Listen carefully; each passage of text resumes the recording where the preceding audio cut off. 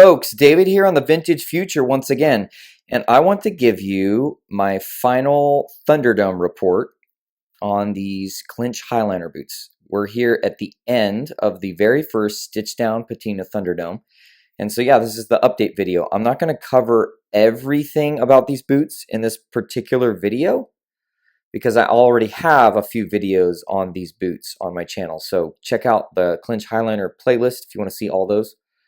But I want to give you some of my thoughts right at the end of the Thunderdome here.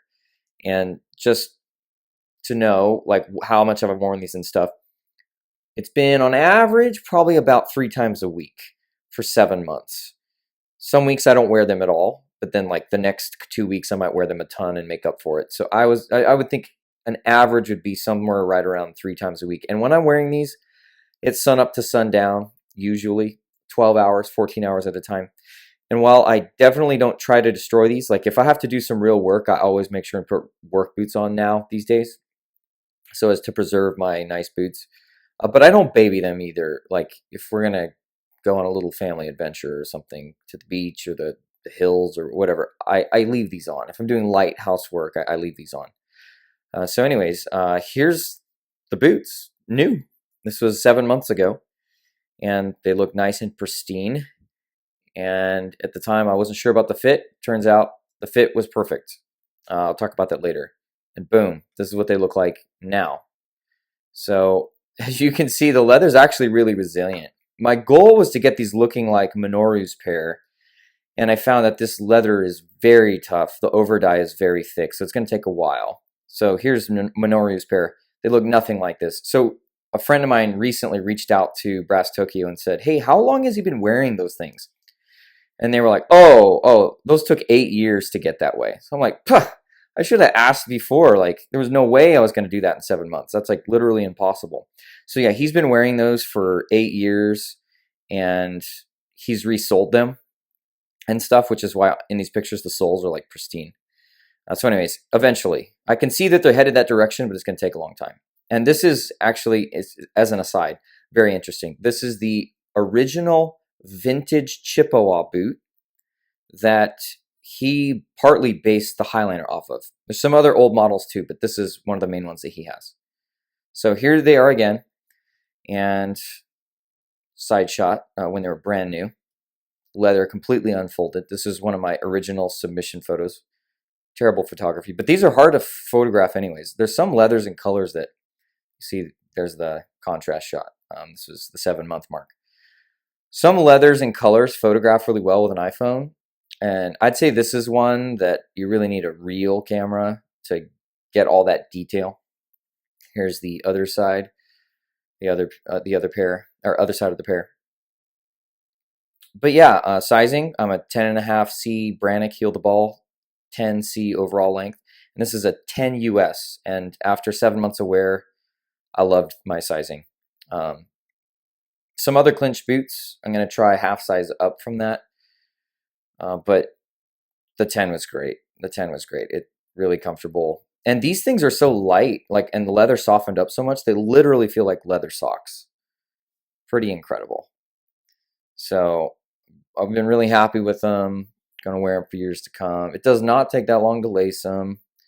A lot of the fit issues up at the front, like it was jabbing my Achilles tendon, and you know, the arch support felt like a little bit much for my flat feet, and they felt just a hair narrow. Like that all worked itself out. These were great. You could see the folding on the vamp and stuff there, almost uniform. Very, very cool. It's fascinating to me. I think some of this probably has to do with good clicking, but they folded almost symmetrically, like both sides almost match perfectly if you look at that right there. And you can see where like my big toe is and whatnot.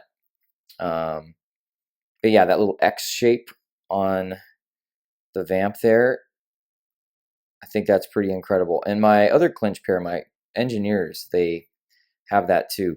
With some leathers, it touching my big toe like that, I feel like is often really annoying, but this leather softens up so nicely that it rubbing my big toe just doesn't really bother me at all. So it's been really cool, and I've really enjoyed wearing them.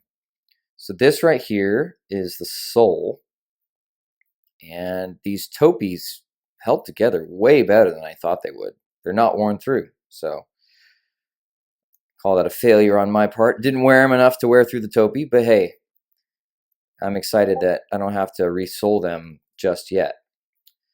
All right, so on to some of the close-up shots. I want you to see a lot of these details because these boots are so tall that, you know, just still shots, especially if you get the whole boot in the shot.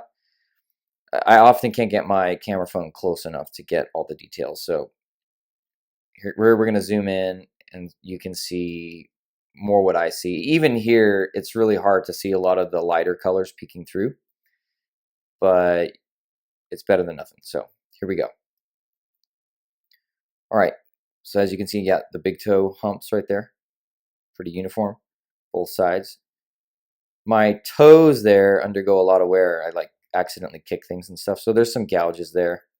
But the leather's holding up nicely and it's collapsed well. Got some toe spring going on. Pretty cool. Some beautiful leather. Yeah, as I said, the topi held up well. Right there, see that middle tack broke off. But on the other one, all three tacks are still there. That's to keep the topi from coming off when the adhesive gets old. But yeah, everything else on the bottom is holding up well. The leather there's kind of chewed up. Heel pad, or not heel pad, the top lift, the heel cap. They're worn, but I got still plenty of life to go right there, see? From heel drag. So it's not too bad. A lot of that straight stitching. Nice white straight stitching. Very cool. Not perfect, but it's almost perfect. Pretty nice. There's some salt stains on the side you saw there, but they came right out. Walked on the beach, and that's what those are from, but they came right out. Throw some conditioner on them, and they're good to go. But yeah, some wear and tear there. The leather's got a lot of character. Yeah, in the photos, if you, yeah, as I said, if you zoom out, you just can't see any of this. But seeing these up close, they're gorgeous.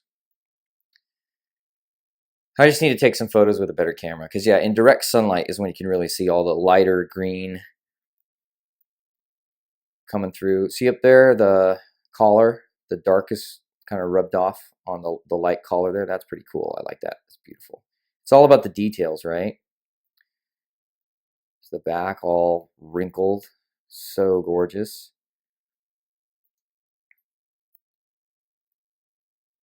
Some more wrinkles and folds. This is Wicket and Craig Latigo leather, for those of you who don't remember the previous videos. And there's that gouge on the toe again. Check out the other boot. Some more detailed shots. You can see right there some dye came off on the white stitching.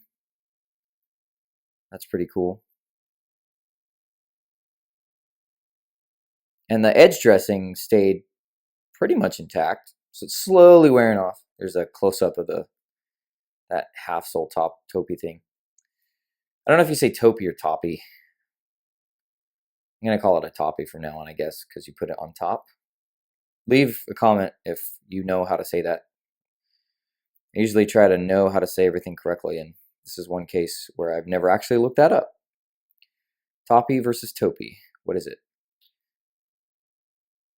Yeah, gnarly leather, huh? And this boot right here has a little bit less creasing on the vamp than the other one. But overall, they're pretty cool. Out of focus there a little bit. But yeah, that's them. They're gorgeous. So yeah, short video. I don't always have the time to make this high effort video, but I know you guys appreciate it when I do. But at least this is a really good time marker so you can see the snapshot of their aging. And if they change, when they do change, then hopefully I can post an update video. But I'm not going to do that until there's something new to report. So they're probably going to look like this for quite a while. I would think they will go through a resole before the leather looks a whole lot different than this. Yes, because I don't think Minoru wore his for 8 years straight. Like, obviously he has other boots.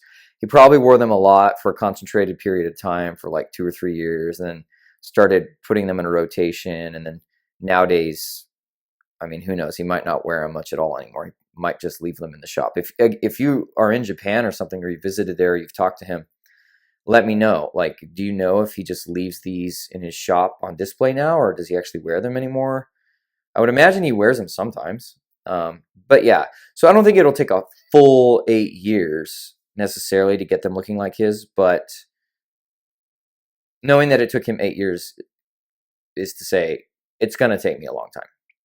So I want you to know that, because it's not false advertising on his part, but it is a misconception. People like see product photos and like, dude, oh, those boots look rad. I'm going to buy those so mine can look like that. And you just need to be aware that if you're not planning on wearing these a ton, they'll never look like that. So I just don't want you to, spend all the money and get disappointed. Now, if you equally like how they look now, which I do, I like how they look right now, and I will like it if they look like his eventually, then yeah, get them. But I just don't want you to buy them with the assumption that yours can look like that, because for most of us, they'll never look like that because we don't wear them enough, right? Let's just be honest. But for those of you who like them the way they look and will wear them a lot, then I think it's a really good purchase. And again, one thing I love about these is there's nothing really like them in the world. You can get an Indo maker to make you a custom pair or something that looks similar, But other than that, there's not really any ready-to-wear stuff out there that's like this. And that's one of the things I like. It's just very unique. And yeah, don't worry about the tall shaft. Like, nobody even sees it. Not that I mind if they do. I really like how, you sit down and your pant leg hikes up just a little bit and that shaft kind of peeks out from under there. And people are like, oh, hey, what are you wearing, dude? I really like that. And in fact, I got so used to wearing these, I'm almost not comfortable in 5-inch, 6-inch boots now. So these and the engineers are kind of home for me. Anyways, that's the update. Hope you all enjoyed it. Let your boots take you to places more important than the boots themselves. Blessings on you all.